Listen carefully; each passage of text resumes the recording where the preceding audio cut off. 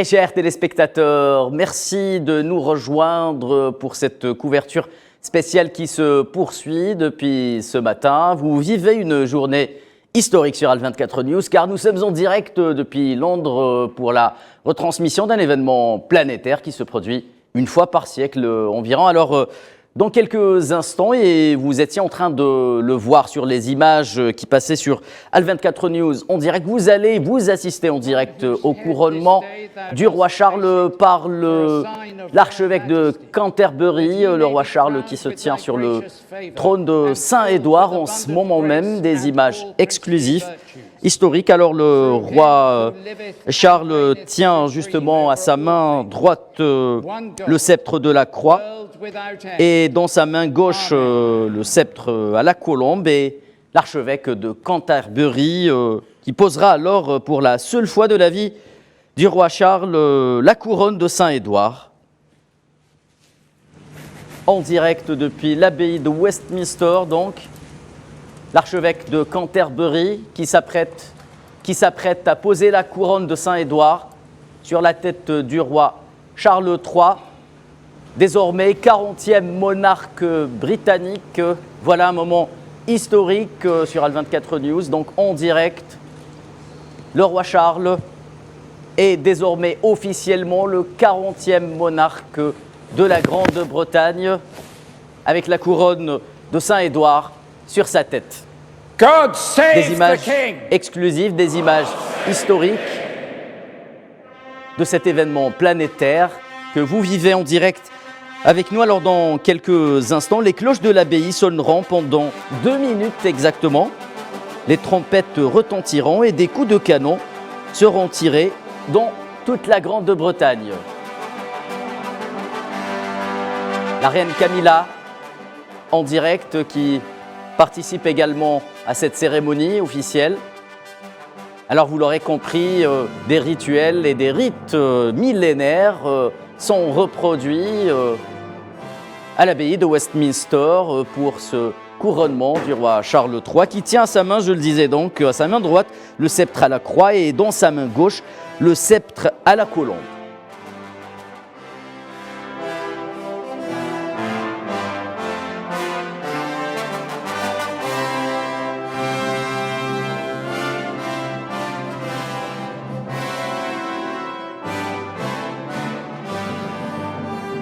En direct depuis l'abbaye de Westminster, donc mesdames et messieurs, vous assistez en exclusivité sur Al24 News au couronnement du roi Charles qui vient de se faire poser la couronne de Saint-Édouard sur sa tête, couronne qui fait de lui le 40e roi de Grande-Bretagne, le 40e monarque et succède à sa mère, donc Élisabeth II, décédée, je le rappelle, le 8 septembre 2022, donc 7 mois après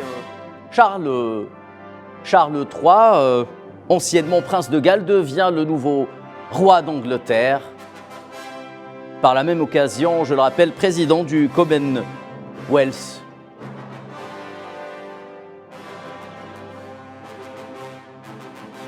Toute la famille royale donc se tient à quelques pas seulement du trône de Saint-Édouard sur lequel se trouve le roi Charles. Avec la couronne de Saint-Édouard sur sa tête et le sceptre à la croix dans sa main gauche et sa main droite, et le sceptre à la colombe qu'il tient à la main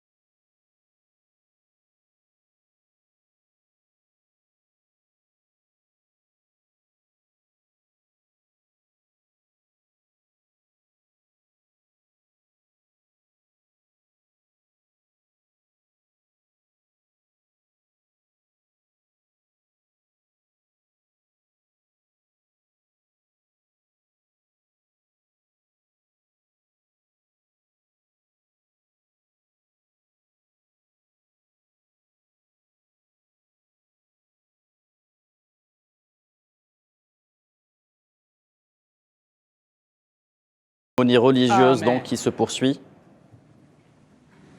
Rappelons tout de même que le roi Charles est le chef de l'église anglicane désormais, église protestante.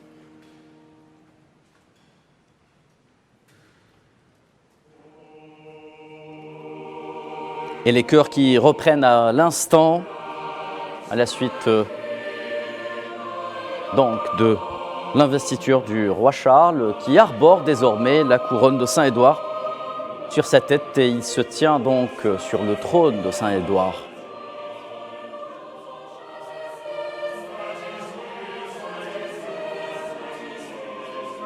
Voilà, le roi Charles donc qui se lève une nouvelle fois pour quitter le trône de Saint-Édouard. Il se dirige tout doucement vers le trône, accompagné par l'archevêque de Westminster, qui vient justement de l'introniser, nouveau roi de Grande-Bretagne. Une cérémonie solennelle donc, qui se tient à l'abbaye de Westminster, l'abbaye qui a vu pour la première fois Guillaume le Conquérant se faire introniser roi de Grande-Bretagne en 1066. Donc vous l'aurez compris, 1000 ans après, Charles III perpétue la tradition. Charles III qui se dirige vers le trône, sous les yeux de la famille royale présente aujourd'hui. Un moment solennel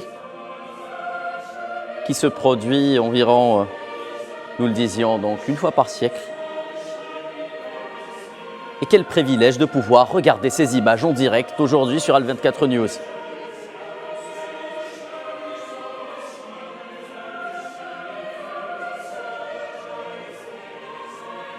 Nous attendons donc l'arrivée du prince William de Galles qui va s'agenouiller au pied du nouveau roi d'Angleterre pour lui rendre hommage. Charles III qui succède, rappelons-le, à Élisabeth II, décédée le 8 septembre 2022.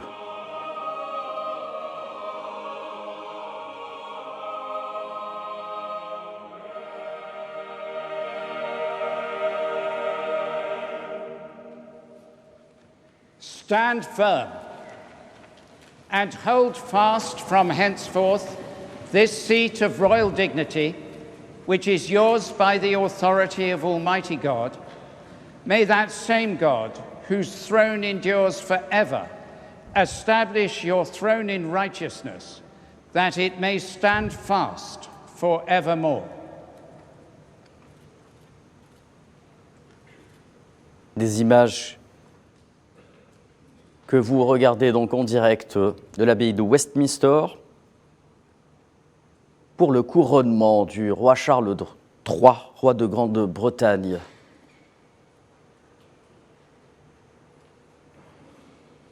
Le roi Charles se tient désormais sur le trône après avoir quitté le trône de Saint-Édouard, sur lequel il s'est vu investi roi de Grande-Bretagne par l'archevêque de Canterbury.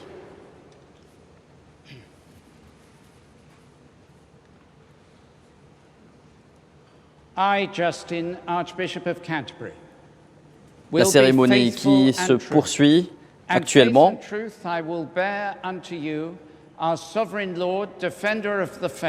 Nous allons accueillir justement nos invités pour cette journée historique. Nous avons avec nous en direct de Paris Manuel Pouchelet, vous êtes expert en relations internationales. Bonjour et bienvenue Monsieur Pouchelet. Bonsoir monsieur, et bien merci de votre invitation. Quelle journée historique, Monsieur Pouchelet, n'est-ce pas? Oui, c'est une journée historique, comme vous l'avez mentionné. En effet, cela se passe une fois par siècle. Nous avons aussi toute la symbolique avec le protocole établi et millimétré. Voilà, comme je le décrivais, excusez-moi Monsieur Pouchelet, donc le prince William de Galles qui s'agenouille devant le nouveau roi d'Angleterre pour lui rendre hommage. Des images exclusives, des images historiques désormais. C'est la première fois que l'on assiste en direct à l'intronisation du roi de Grande-Bretagne depuis la dernière fois que ça a eu lieu en 1953. Élisabeth II se faisait investir reine de Grande-Bretagne. Je vous laisse commenter ces images avec nous, Monsieur Pouchelet. Donc il y a toute une symbolique derrière ce que nous voyons. Laissez-moi juste accueillir Gamal Abina qui nous rejoint à l'instant en direct depuis Paris. Bonjour Gamal Abina. Bonjour, merci pour l'invitation. Monsieur Pouchelet, donc je le disais, des images historiques. Oui, tout à fait, des images historiques. Je ferai remarquer que la monarchie britannique est la seule, si vous voulez, qui est actuellement maintient ce rite et continue des couronnements, alors que les autres monarchies s'en sont, on va dire, séparées on va dire, avant 1914. Donc là, en effet, nous vivons des événements historiques et place au direct, puisque nous assistons au couronnement du roi Charles III, poste qu'il attendait depuis de nombreuses années, et également qui va inaugurer aussi l'avenir du royaume, puisque nous avons de nouvelles perspectives pour ce royaume, des attentes, et également des attentes des membres du Commonwealth of Nations qu'il va falloir honorer en tout cas. Ah oui, et on va en parler tout au long donc, de cette retransmission. Gamal Abina, Manuel Pouchelet vient donc justement de faire référence à cette manière de perpétuer la tradition britannique. Vous me direz, la Grande-Bretagne n'est pas n'importe quelle monarchie. Oui, tout à fait, c'est une très grande monarchie européenne, c'est une des principales en vérité. C'est une monarchie qui est la fusion de beaucoup de conquêtes et de reconquêtes. On va parler de Guillaume le Conquérant qui a donné une partie de la tradition anglaise au niveau linguistique. On va parler évidemment de ce qu'on appelle le monde anglo-saxon qui devrait s'appeler le monde normand-saxon en vérité, puisque c'est les Allemands pour partie, les Anglais et les Français de l'autre, et puis une partie de l'Europe du Nord qui était à l'origine de la fondation de cet empire britannique, qui est un empire royal, c'est vrai, ça vient d'être dit. Il a gardé les traditions, c'est un empire qui est très conservateur, hein. C'est une idée qu'on a du mal à lire dans le reste de l'Europe. Ce n'est pas le seul royaume d'Europe, il y en a beaucoup, il y a l'Espagne, il y a quasiment l'Europe, la plupart des pays européens sont plutôt des royaumes. C'est plutôt la France qui s'est débarrassée du roi de façon violente et quelques pays qui ont suivi, mais globalement c'est des royaumes.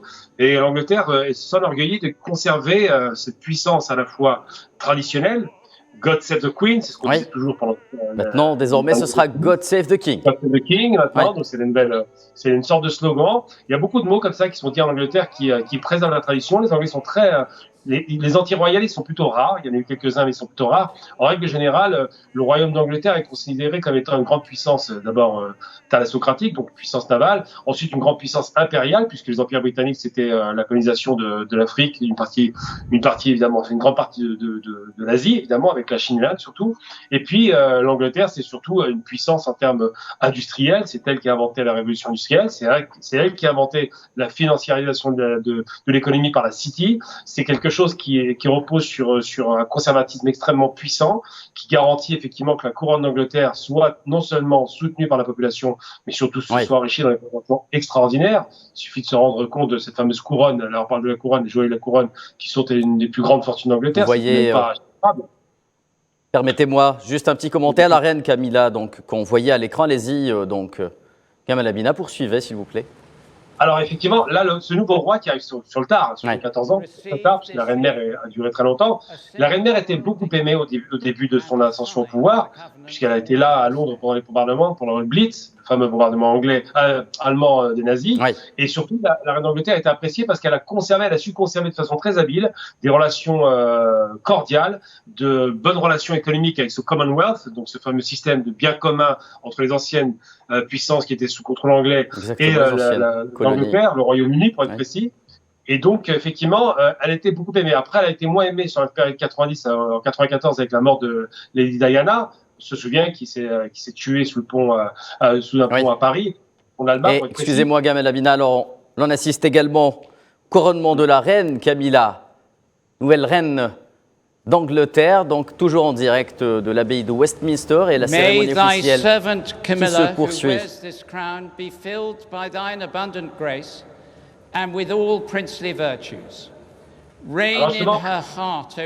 Allez-y, Gamal Abina, vous avez la reine moins aimée, d'abord parce qu'elle est issue d'un divorce. Alors elle est acceptée désormais, depuis... Oui, acceptée, mais pas aimée. Je parle bien d'aimer. On ne parle pas d'adhésion du cœur. On peut dire qu'une page a été tournée. Si l'on peut dire, il y a quand Oui. même un ressenti qui était difficile. Le roi d'Angleterre n'est pas tellement aimé non plus par rapport à son Commonwealth. On sait que le Canada n'est pas populaire. Pourquoi? Parce que ces histoires personnelles de famille, d'abord des gens divorcés, ça trahit la tradition. Ensuite et surtout le rapport qu'il avait avec son ex-compagne, qui s'est très mal passé. Et puis le fait qu'il y ait eu un temps de retard considérable de la part de la famille royale pour rendre hommage à la reine des cœurs. C'est comme ça qu'on l'appelait Reine Diana. des cœurs, il l'a dit Diana. Voilà, c'est pour ça qu'elle est moins aimée. Et donc la nouvelle reine d'Angleterre, nouvelle reine de Grande-Bretagne, Camilla, qui prête serment à son tour et qui reçoit les objets royaux. Accueillons avec nous également en direct depuis Oran Abdelhak Mekki qui nous rejoint. Bonjour professeur. Bonjour, merci de votre invitation. Professeur, vous vivez avec nous en direct donc justement cette cérémonie officielle qui se déroule à l'abbaye de Westminster. Quel est votre sentiment, professeur, quant à cette perpétuation de la tradition? Je ne vais pas répéter ce qu'ont dit mes collègues sur l'histoire de la couronne britannique et toutes les traditions et les rites que vous avez vous-même mis en évidence. Mais j'essaie de comprendre enfin comment ce roi va-t-il se comporter dans le monde aujourd'hui en crise, etc. Et je me rends compte que déjà son couronnement est une révolution pour l'Église anglicane elle-même. Oui. Puisque pour la première fois dans l'histoire, l'Église anglicane a dû avaler une couleuvre, si je puis dire, c'est de désigner un roi qui a divorcé, ce qui ne fut pas le cas en 1936 avec le roi Édouard qui voulait épouser une roturière. Oui, exactement. Et qui a dû démissionner pour céder le pouvoir à son frère Édouard, le père d'Élisabeth, le grand-père de Charles. Donc il y a une révolution qui se produit déjà au niveau de l'Église anglicane. Est-ce que c'est pour cela qu'on dit que Charles III est désormais un roi moderne en quelque sorte? Oui, mais c'est-à-dire qu'il a posé la problématique du monde tel qu'il est. Aujourd'hui, le divorce fait partie de la vie des hommes comme une monnaie courante, et on le sait, même parfois les mariages ne durent que 2 ans ou 3 ans, et donc il est l'homme contemporain de son temps, même si il présente 74 ans aujourd'hui. Mais de ce fait, donc nous avons un couple royal qui a transgressé en tous les cas les principes de l'Église anglicane, et que l'Église anglicane a dû accepter pour ce couronnement, chose qu'elle n'aurait jamais acceptée dans les années 30 ou dans les années 50 même, ou même peut-être dans les années 80. Très bien, professeur. Le monde a tellement changé. Oui. Très bien, professeur Mekki. Donc, je rappelle que nous sommes en direct depuis l'abbaye de Westminster, en Angleterre, à Londres, pour l'intronisation du roi Charles de Grande-Bretagne. Nos invités sont également présents avec nous pour vous commenter, analyser en direct cet événement planétaire, cet événement historique. Manuel Pouchelet, est-ce que justement l'avènement en Grande-Bretagne du roi Charles est synonyme d'une Grande-Bretagne peut-être plus moderne, avec un nouveau modèle de monarchie, si je puis dire? Alors le mot peut sembler peut-être un peu pompeux à l'heure actuelle, mais est-ce que nous ne sommes pas justement à l'ère de l'avènement d'une nouvelle Grande-Bretagne avec de nouveaux enjeux sur le plan géopolitique également? Il y a de nouveaux enjeux géopolitiques avec la Grande-Bretagne. De toute façon, l'arrivée du roi Charles III annonce vraiment une rupture qui n'a peut-être pas pu se faire du temps de la reine Elisabeth II, si vous voulez. Aujourd'hui, le roi Charles III a des valeurs. On a entendu parler de ses valeurs innovantes. Il s'intéresse à l'environnement. On parle aussi de son combat pour la lutte contre l'exclusion et les aides qu'il procure aux jeunes en devenir, puisqu'il a de diverses et nombreuses fondations pour aider, si vous voulez, toutes les causes qui lui tiennent à cœur. D'ailleurs, même le repas royal qui sera servi après est une rupture par rapport à un protocole établi, si je puis me permettre, qui annonce demain. Aujourd'hui, on a un royaume, si vous voulez, du Royaume-Uni, de Grande-Bretagne et d'Irlande du Nord et d'Écosse, qui est face à de nouveaux enjeux. Tout comme l'étaient les prédécesseurs du roi, je pense à la période de la Seconde Guerre mondiale. Mais aujourd'hui, le roi Charles III... Permettez-moi de vous couper, s'il vous plaît, monsieur Pouchelet, pardon, une nouvelle fois, juste pour... Je vous en prie.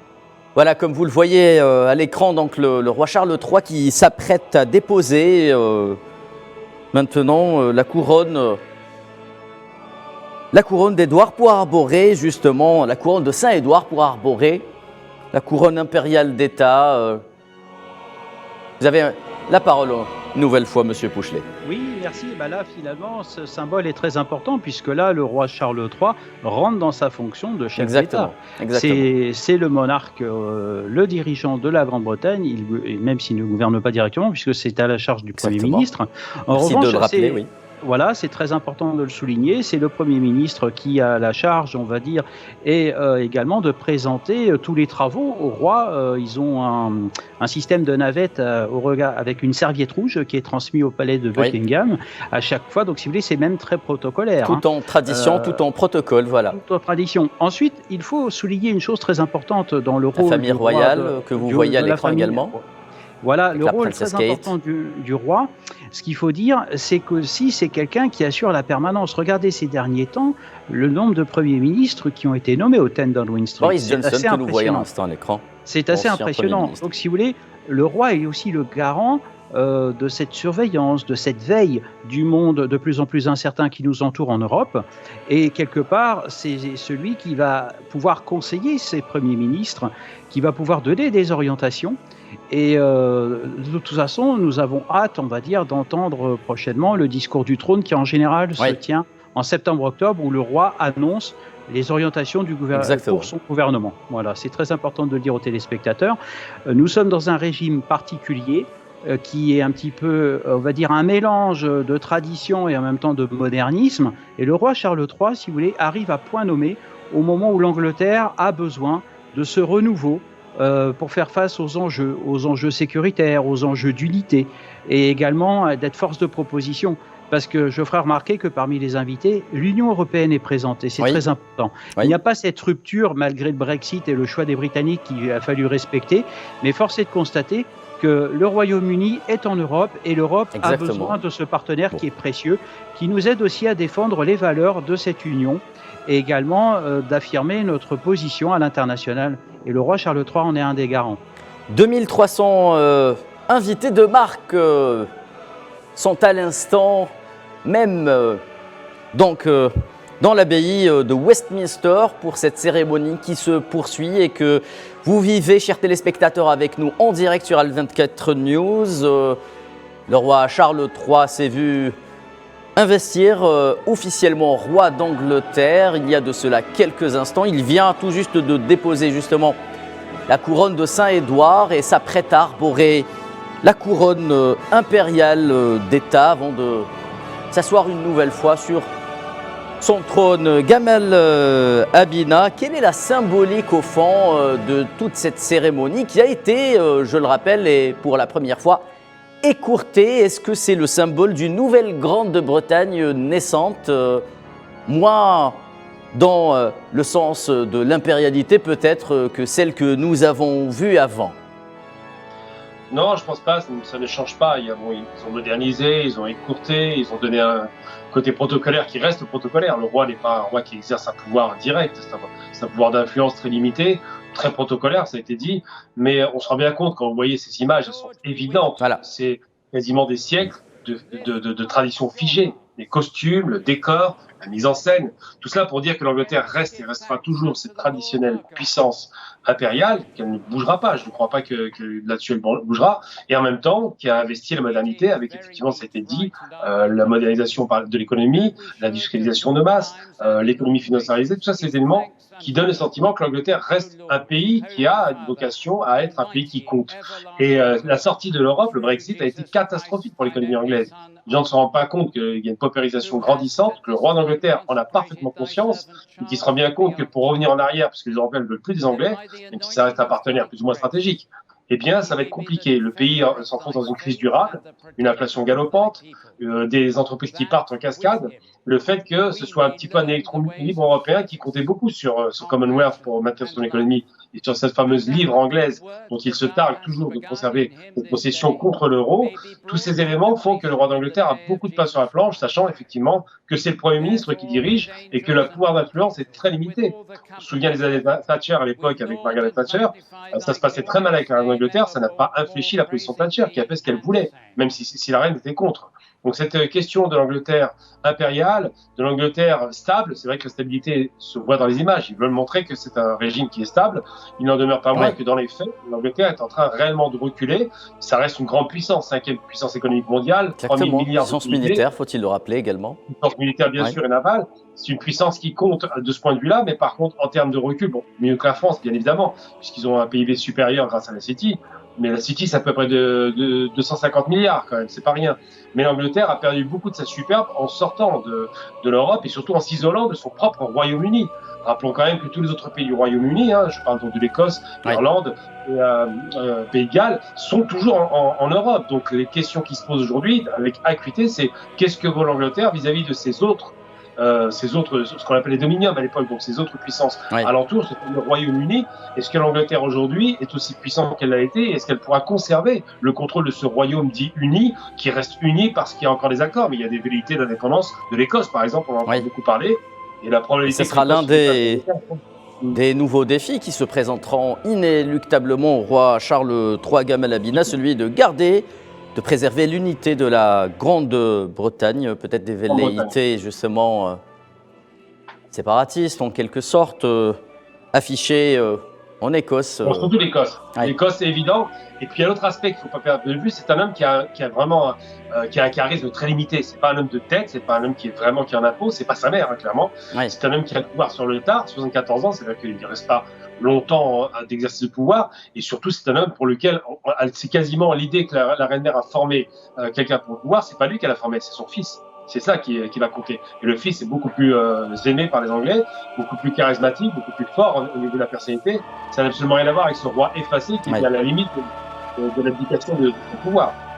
Des velléités donc indépendantistes et non pas séparatistes, je me permets de corriger ce concept-là. Mesdames et messieurs, si vous nous rejoignez à l'instant, bienvenue sur Al24 News où vous assistez depuis ce matin à la cérémonie d'intronisation du roi Charles III, désormais 40e monarque de la Grande-Bretagne. Charles III qui vient de se faire investir roi incontestable de la Grande-Bretagne par l'archevêque de Canterbury que vous voyez à l'image. La cérémonie se poursuit à l'abbaye de Westminster. Donc le roi Charles III vient de déposer la couronne de Saint-Édouard pour arborer la couronne impériale d'État. Abdelhak Mekki, nous le disions donc, oui, la Grande-Bretagne fait face à quelques difficultés sur le plan économique, socio-économique, politique également, géopolitique, depuis l'entrée en vigueur de ce Brexit. Mais est-ce que,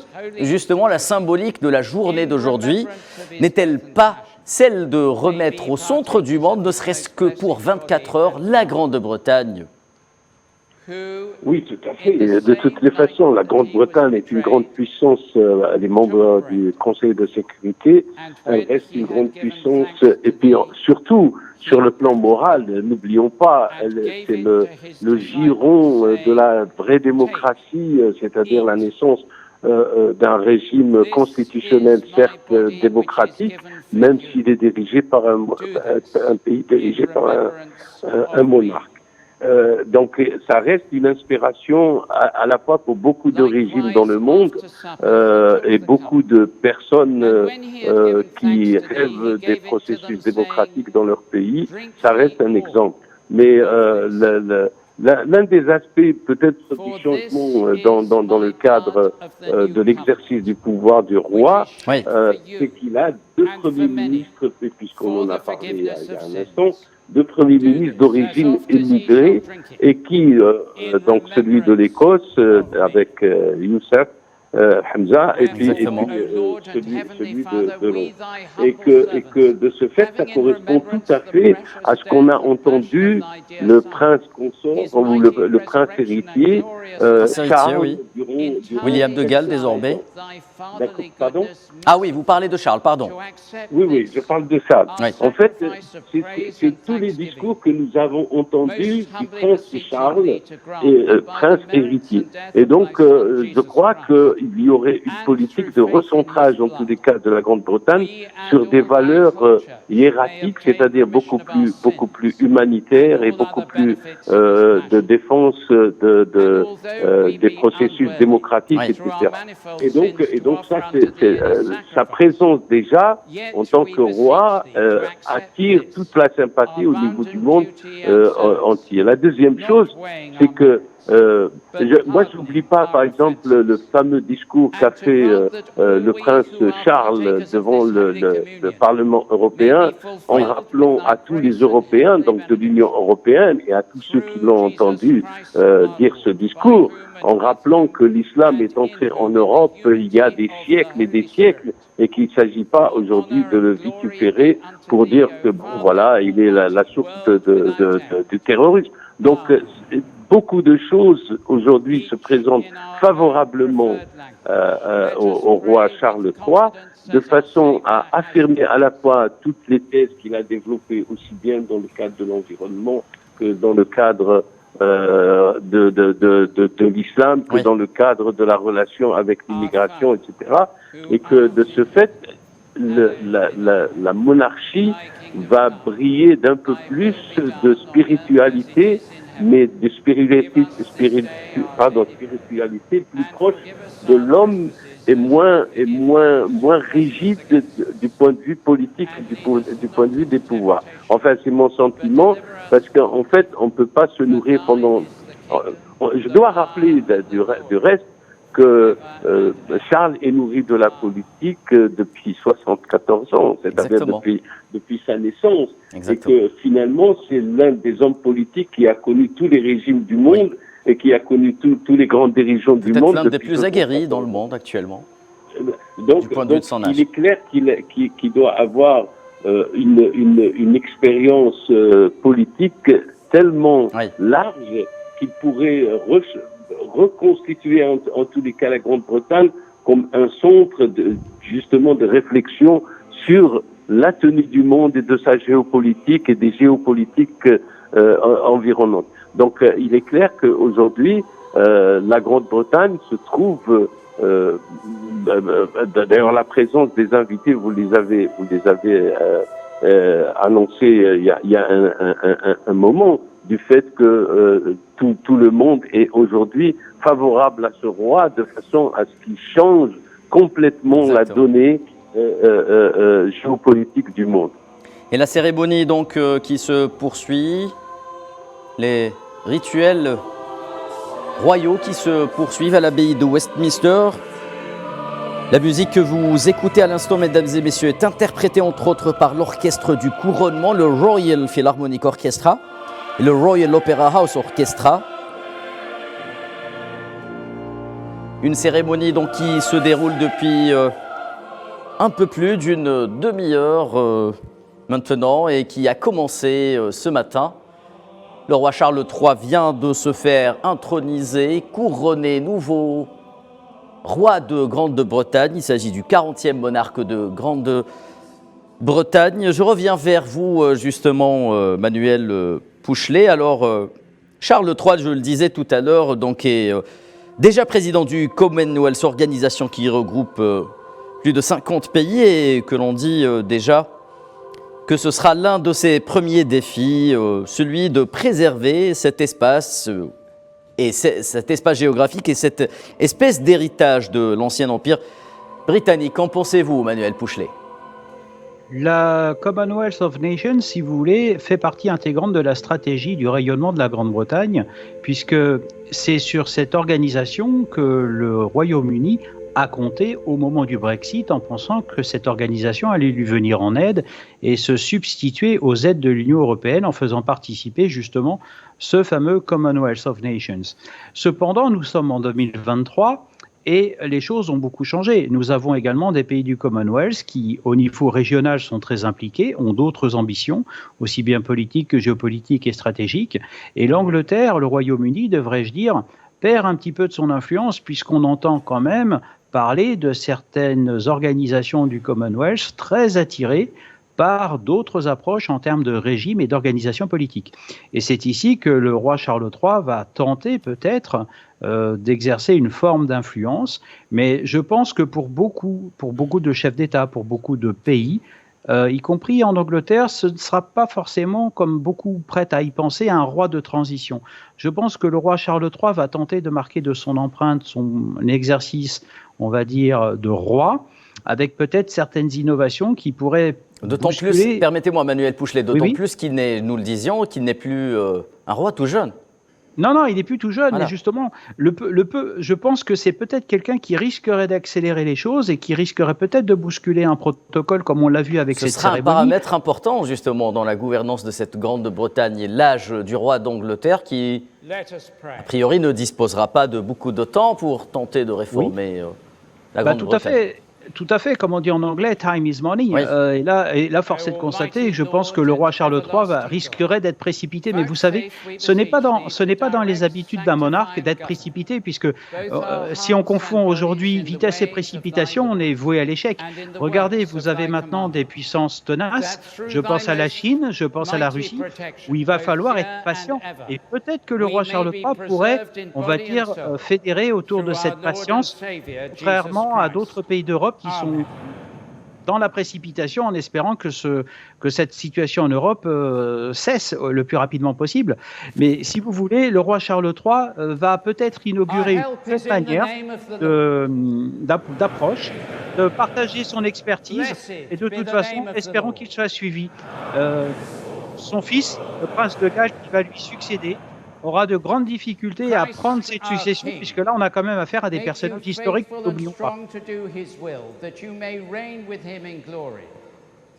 And the blessing of God Almighty, the Father, the Son, and the Holy Spirit rest upon you and all whom you serve this day and all your days. Très bien, Manuel Pouchelet. Nous poursuivons donc cette couverture spéciale de l'intronisation du roi Charles, nouveau roi de Grande-Bretagne. Je rappelle les étapes de la cérémonie, justement avec la reconnaissance. Première étape du couronnement. C'est à ce moment justement que l'archevêque de Canterbury, Justin Welby, présente à Charles III et à l'Assemblée réunie et au peuple britannique le roi se tourne vers les quatre coins de l'abbaye de Westminster où il se trouve actuellement avant de se faire proclamer roi incontestable. Le serment que prête justement le nouveau roi, la main posée sur la Bible, accompagné toujours par l'archevêque de Canterbury.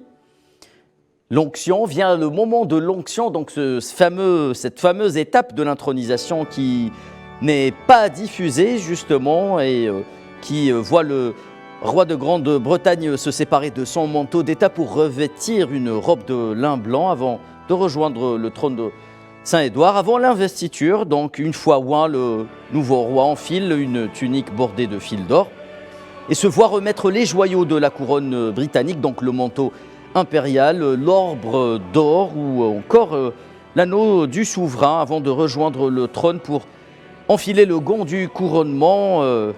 Il tient à sa main droite, je le disais, donc le sceptre à la croix et dans sa main gauche le sceptre à la colombe avant le moment fatidique tant attendu de l'intronisation, donc cette dernière partie de la cérémonie que nous vivons actuellement en direct en ce moment même et qui voit le roi donc quitter le trône de Saint-Édouard pour monter sur le trône avant de déposer la couronne de Saint-Édouard pour arborer la couronne impériale d'État. Donc Gamel Abina, justement, toute une symbolique, nous le disions, derrière ce couronnement.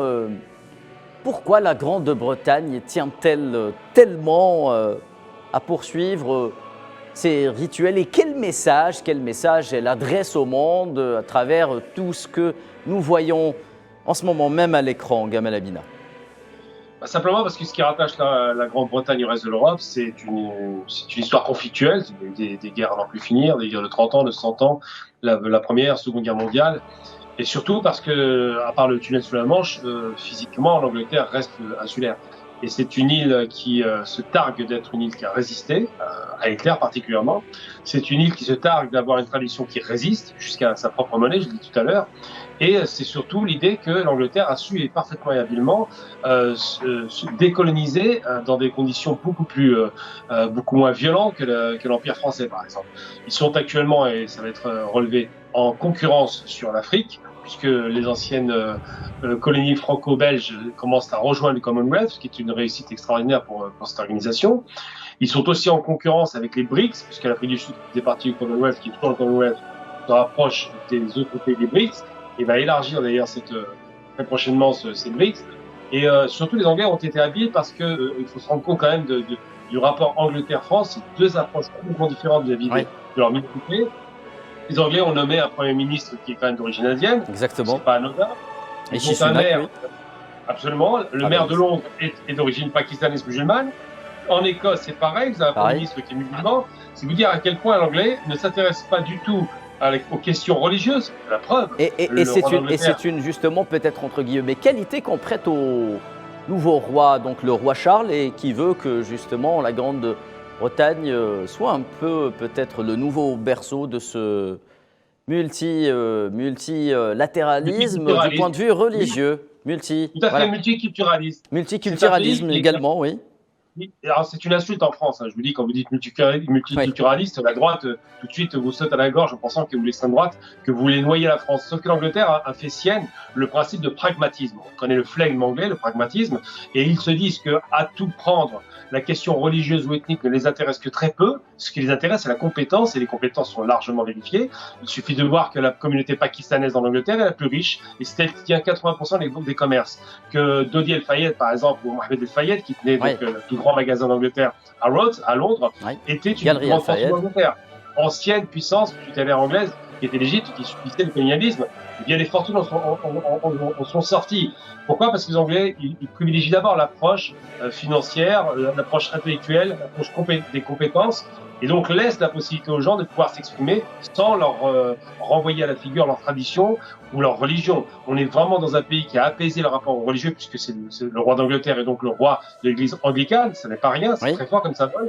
Quand la France va imposer un système de laïcité qui est un véritable système de tension permanente, l'Angleterre n'a pas de laïcité et le fait religieux est parfaitement respecté et il n'y a aucune tension interreligieuse. Les questions de tension religieuse ont largement été dépassées, ce qui fait que l'Angleterre, de ce point de vue, il y a beaucoup de choses qu'on peut critiquer, mais de ce point de vue, a su gérer bien habilement les relations difficiles à l'intérieur du pays au niveau social, mais qu'il n'y a pas la question de la fracture raciale ou la fracture religieuse. Très bien, Gamal Abina, et nous profitons de cette interlude musicale interprété, je le disais, donc par l'orchestre du couronnement, le Royal Philharmonic Orchestra et le Royal Opera House Orchestra, pour vous proposer de revenir sur les premières heures de cette cérémonie depuis ce samedi matin, donc dans ce sujet signé Souhila Akilal. L'éternel prince de Galles devient enfin roi d'Angleterre. Les yeux du monde sont rivés ce samedi sur Londres, où la cérémonie historique du couronnement du roi Charles déchaîne les passions. Celui qui vivait dans l'ombre de sa mère monte enfin sur le trône. Un couronnement ponctué de plusieurs processions, d'une cérémonie à l'église de Westminster et d'une apparition au balcon de Buckingham. Parade en carrosse, défilé militaire, cérémonie. Vous l'aurez compris, du faste, de l'apparat, du glamour pour cet événement historique que seuls les Britanniques savent organiser. Tout a été préparé au détail près. C'est à bord du carrosse d'état du jubilé de diamants que Charles et Camilla quittent Buckingham, créé en 2012 pour les 60 ans de règne d'Élisabeth II. Le carrosse, escorté par la cavalerie, effectue un trajet de 2 km, traversant le Mall, cette large avenue qui fait face à Buckingham, puis arrive à l'Arche de l'Amirauté, Trafalgar Square, où se trouve une statue équestre de Charles Ier. Là, le cortège bifurque pour emprunter Whitehall jusqu'à Westminster. Le couronnement débute à l'abbaye de Westminster et se déroule en 6 grandes étapes. La reconnaissance, le serment, l'onction, l'investiture qui inclut le couronnement, l'intronisation et l'hommage. C'est au cours de cette cérémonie que lui seront remis les regalia, les symboles de son pouvoir et de son rôle, les couronnes, les sceptres, l'orbe et plusieurs épées. C'est l'archevêque de Canterbury qui couronnera Charles.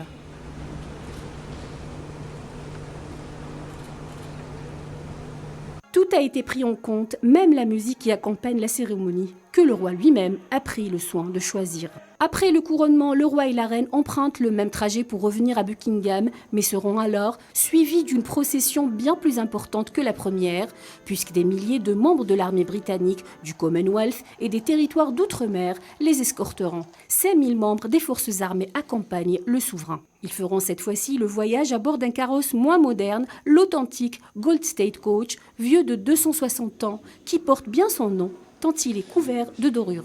La famille royale se présentera ensuite au balcon de Buckingham pour saluer la foule. Depuis le 19e siècle et le règne de Victoria, l'apparition de la famille royale au balcon du palais de Buckingham est un rendez-vous important avec les Britanniques, un événement qui marie visibilité et distance. Voilà, donc c'était dans ce sujet signé Soïla qu'il a les détails de cette cérémonie qui a commencé depuis ce matin. Et je le rappelle également, donc voilà que le couple royal retournera à l'issue de cette cérémonie au Buckingham Palace, d'où il est venu ce matin à bord du Gold State Coach. Eh bien, il s'agit d'un carrosse vieux de 260 ans et qui a été utilisé pour tous les couronnements de rois britanniques depuis 1831. Donc, mesdames et messieurs, vous assistez avec nous en direct à la cérémonie d'investiture et d'intronisation du roi Charles III en direct de Londres et de l'abbaye de Westminster. Et nous poursuivons le débat et le commentaire de ces images avec nos invités et avec vous, Manuel Pouchelet. Alors, l'on a évoqué un peu les défis peut-être prioritaires auxquels devra se pencher donc le nouveau roi Charles III. Mais quels sont les autres défis également à l'intérieur du pays lorsque l'on sait par exemple qu'avant-hier le parti donc au pouvoir, le parti travailliste mené par Rishi Sunak a subi une défaite aux élections locales et a perdu beaucoup de sièges. Si vous voulez, la politique intérieure de la Grande-Bretagne est principalement dominée par cette crise économique sans nom, liée, on l'a dit tout à l'heure, en général à cause du Brexit. Il y a également d'autres contradictions qui ont été prises précédemment dans les gouvernements. Et quelque part, on a une classe moyenne qui se paupérise de façon galopante et inquiétante. Donc, si vous voulez, la priorité du gouvernement britannique va être de sortir de cet état économique qui est difficile, puisque nous avons maintenant une classe moyenne qui souffre, et quand je parle de souffrance, elles sont réelles. On a des foyers en Grande-Bretagne qui n'arrivent plus à se chauffer, même si là nous arrivons quand même à la période clémente de l'été, mais aussi à une classe moyenne qui n'arrive plus qui doit faire des choix économiques, oui, d'achat, et qui doit, entre guillemets, je n'ose à peine dire survivre, parce que quoi que l'on en dise, on est aussi dans un système ultralibéral en Grande-Bretagne. Donc forcément, nous qui sommes Français avons un regard complètement différent des orientations, oui, où la France bénéficie, on va dire, d'aide. Mais là, la Grande-Bretagne, si vous voulez, elle est aussi confrontée à ses choix. Et ce qui s'est passé avec cette défaite, on va dire, du parti politique du Premier ministre britannique, est devenu, en fait, n'est que ni plus ni moins que la répétition de ce qu'avait annoncé Gordon Brown, ancien Premier ministre, oui, en disant « Il faut accepter que si nous ne faisons pas les bons choix, nous faut accepter la sanction du vote ». Si vous voulez, il avait dit ça en son temps lorsqu'il était Premier ministre. Et force est de constater qu'aujourd'hui, en 2023, nous avons cette répétition, cette vigilance d'une démocratie qui fonctionne bien, d'un système bicaméral qui n'hésite pas à sanctionner et qui est justement là pour rappeler que si le Premier ministre fait des erreurs, il y a des rappels à l'ordre, si je peux me permettre, mais également des sanctions. Maintenant, la Grande-Bretagne est confrontée à de nombreux défis et le Premier ministre doit y répondre. Le problème, c'est que le délai de réponse et le délai des décisions est de plus en plus court et c'est ce qu'attend la population. Très bien, donc les premiers ministres britanniques qui sont d'ailleurs présents aujourd'hui à cette cérémonie, donc, et nous les avons aperçus tantôt à l'image de Liz Truss, donc à David Cameron, en passant également par Gordon Brown.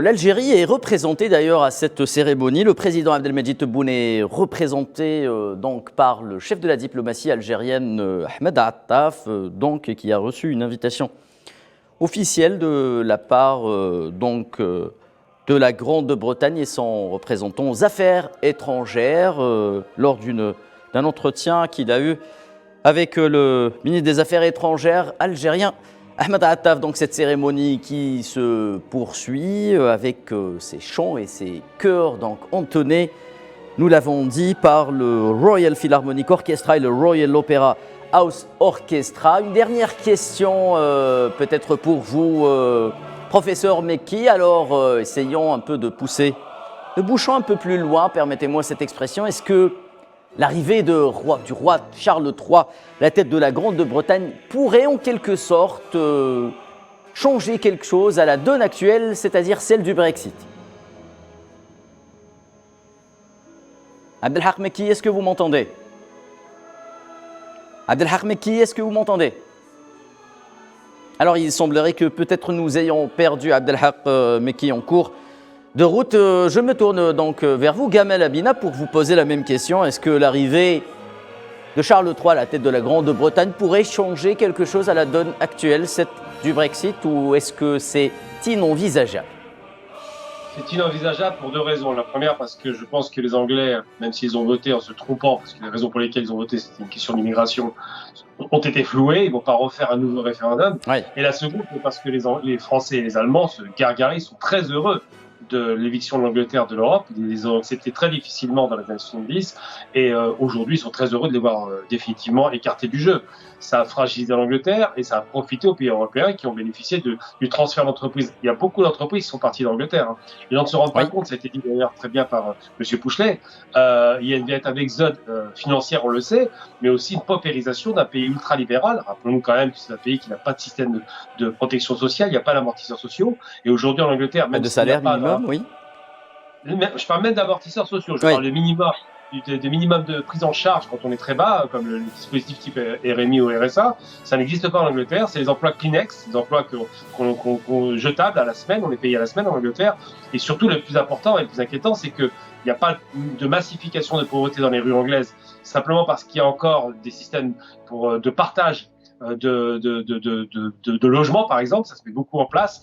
Il y a des sous populaires qui sont mis en place, il y a beaucoup de choses comme celle-là. Mais une chose est certaine, c'est que même si la pauvreté n'est pas tout de suite visible, s'il y a une accélération de l'histoire et s'il y a une augmentation de la paupérisation, elles ne pourront pas gérer longtemps cette situation. Donc l'Angleterre ne pourra pas revenir en Europe, c'est certain, va s'arc-bouter dans l'espoir de faire quelque chose avec le Commonwealth, mais ça reste un pays qui a perdu tout ça. Très bien, Gamel Abina.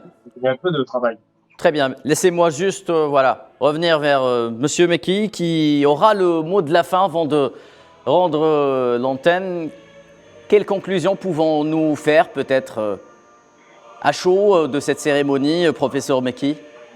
Je crois, écoutez, pour moi, il y a une urgence actuellement et qu'on n'a pas vu l'Angleterre, en tous les cas, prendre des initiatives dans la crise russo-ukrainienne. Mais du moins, elle paraissait plus va-t-en-guerre plutôt que rechercher des solutions de négociation entre les deux partenaires en conflit. Et qui vient justement récemment de réaffirmer tout son soutien à l'Ukraine, rappelons-le. Oui, tout à fait. Bon, là, il est devant son opinion publique, il doit le faire. Mais en tous les cas, Charles a montré beaucoup de sagesse, même quand il fut très jeune, et de ce point de vue-là, à propos du monde, n'oublions pas qu'il est le premier à avoir tiré la sonnette d'alarme sur la question de l'environnement et du climat, avant même que les experts s'en émeuvent, hein, je veux dire. Donc, il a, en tous les cas, pour moi, je vois en lui l'homme qui est plein de sagesse et qui va chercher à avoir un monde un peu moins conflictuel. Et je crois que il a en face de lui la question du Commonwealth et qui va la résoudre en faveur des pays du Commonwealth qui demandent en tous les cas l'autonomie ou plutôt la sortie du Commonwealth parce qu'en fait ça devient pesant pour eux dans l'essentiel. Très bien, professeur Mekki. Pardon ? Très bien, merci infiniment. Malheureusement, le temps qui était... nous était imparti maintenant fini. Justement, une nouvelle page s'ouvre dans la vie des Britanniques au moment où cette couverture spéciale prend fin. J'aimerais vous remercier, messieurs, tous les trois. Manuel Pouchelet, vous étiez en direct avec nous depuis Paris. Vous êtes expert en questions géopolitiques. Gamal Abina, merci également. Vous étiez également avec nous depuis Paris. Vous êtes journaliste spécialisé en questions internationales. Et le professeur universitaire Abdelhak Mekki qui était en direct avec nous depuis Oran. Nous reviendrons bien entendu sur ce sujet principal qui dominera l'actualité durant cette journée lors de nos prochaines éditions. D'ici là, mesdames et messieurs, je vous souhaite une excellente après-midi sur Al 24 News.